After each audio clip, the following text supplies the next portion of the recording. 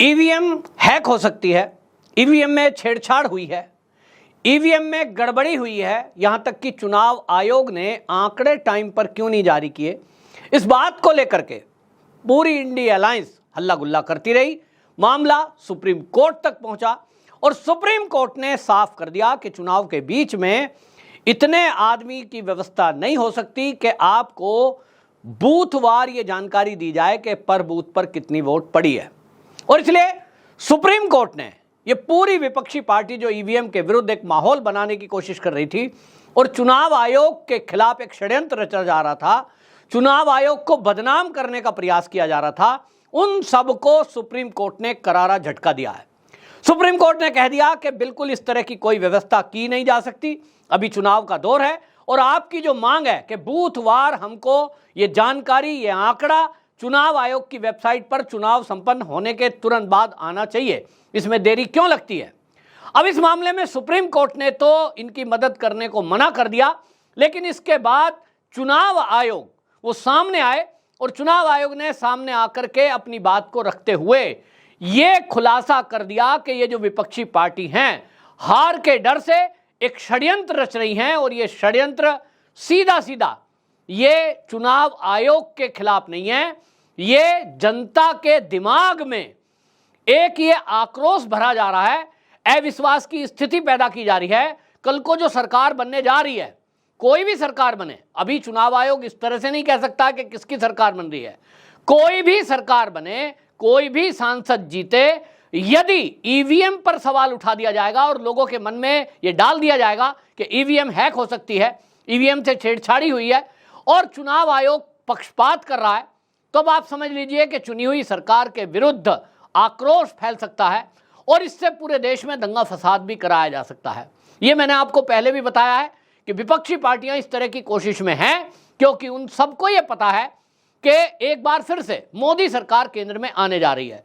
जितने सर्वे हैं, जितने आंकड़े हैं, जो मीडिया वाले हैं, वो सारे झूठे हो सकते हैं, लेकिन सट्टा बाजार भी अब ये कह रहा है मोदी जी ही तीसरी बार प्रधानमंत्री बनने जा रहे हैं। अब ऐसे में विपक्षी पार्टियों को लग गया कि भाई इस देश में राजनीति करनी है तो फेल राजनीतिज्ञ कहलाएं, इसके लिए क्या करें, ईवीएम पर और चुनाव आयोग पर सवाल उठा दो। अगर कोई पूछेगा कि भाई आप तो फेल हो गए, मोदी जी ने तीसरी बार फिर से एक बार अपनी सरकार बना ली, इस पर आपका क्या कहना है। कभी कोई पूछे तो ये कहेंगे मोदी जी तो आ ही नहीं सकते थे, हम तो साहब अपनी सरकार बनाने जा रहे थे, इंडी गठबंधन की सरकार बन रही थी।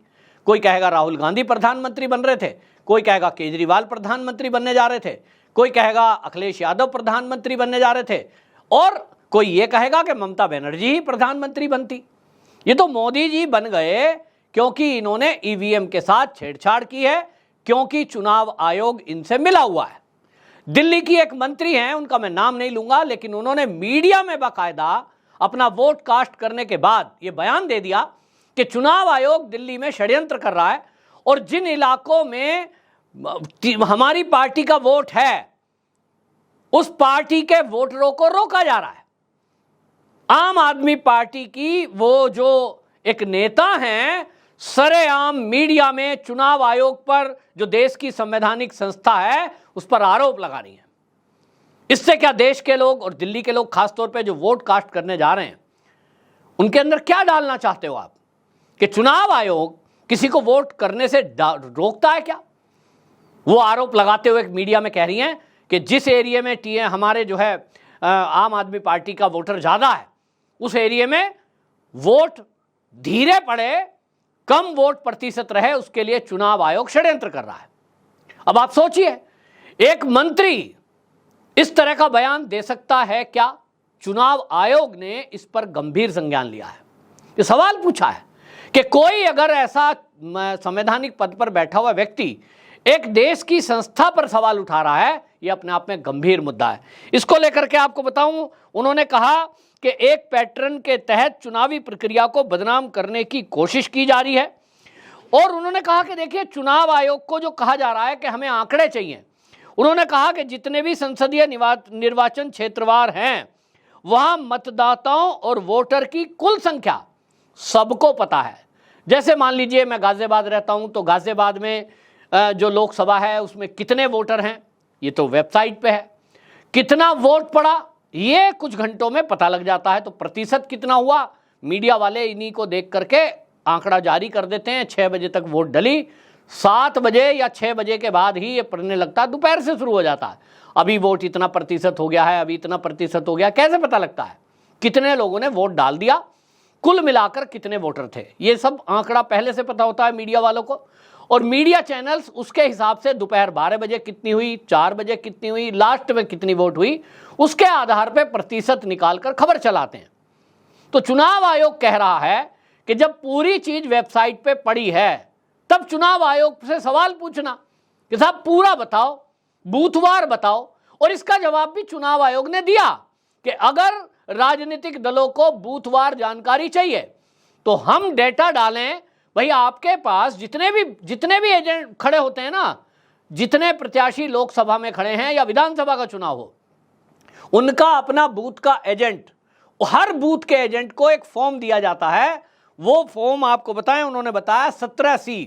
और ये 17C जो फॉर्म होता है, इस 17C फॉर्म में जो वहां पोलिंग एजेंट हैं उनको बाकायदा वहां जो अधिकारी होते हैं पूरा वोट और ईवीएम की सील होने के बाद वो लिख कर देते हैं कि हमारे बूथ पर महिला वोट इतना, पुरुष वोट इतना।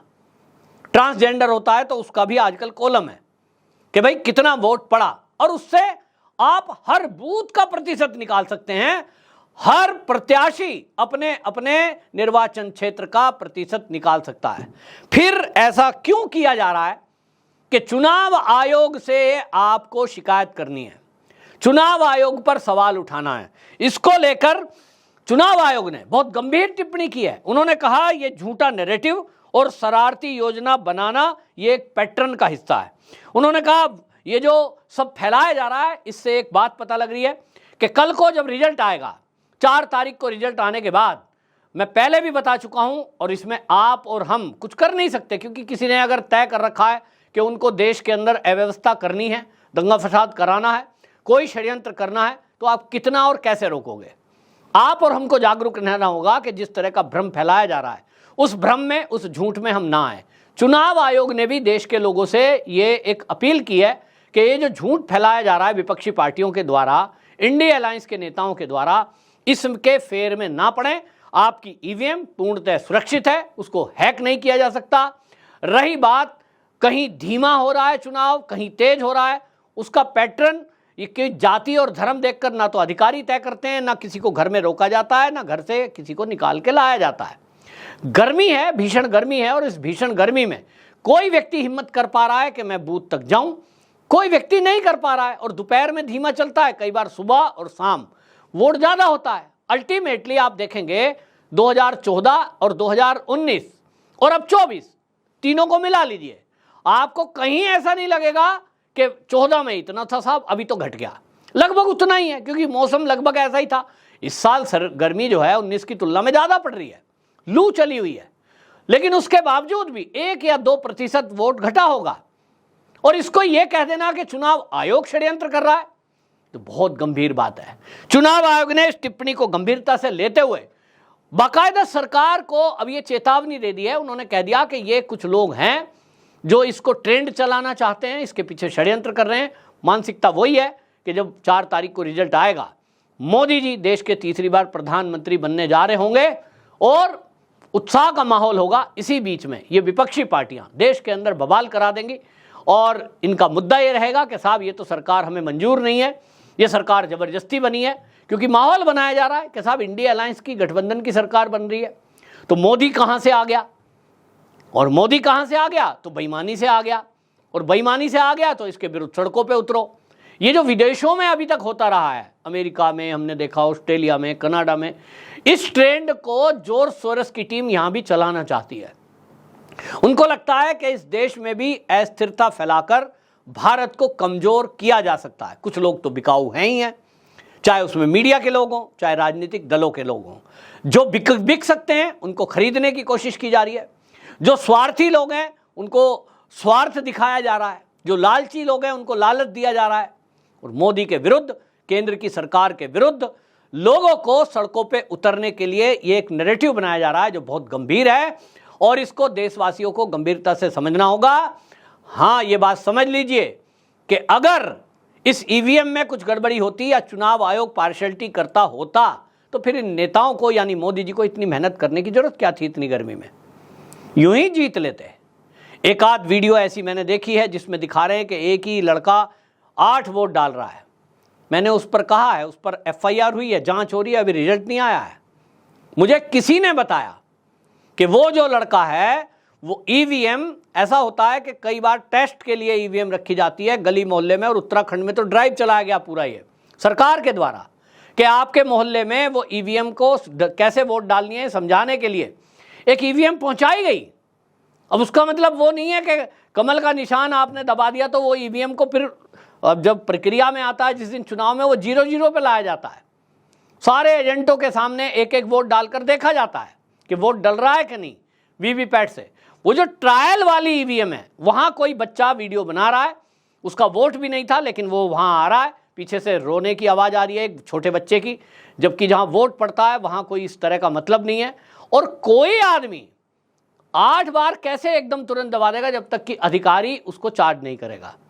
तो एक फेक नैरेटिव चलाने के लिए, बदनाम करने के लिए आप सोचिए, और किसी पार्टी का वीडियो नहीं आया, केवल बीजेपी को वोट डालता हुआ वो वोटर दिखाई दिया। यही है नैरेटिव कि भाई जो गड़बड़ी कर रहे हैं देश के अंदर वो तो बीजेपी वाले कर रहे हैं, आरएसएस वाले कर रहे हैं। यह है आरएसएस बीजेपी हिंदुत्व को बदनाम करने का षड्यंत्र।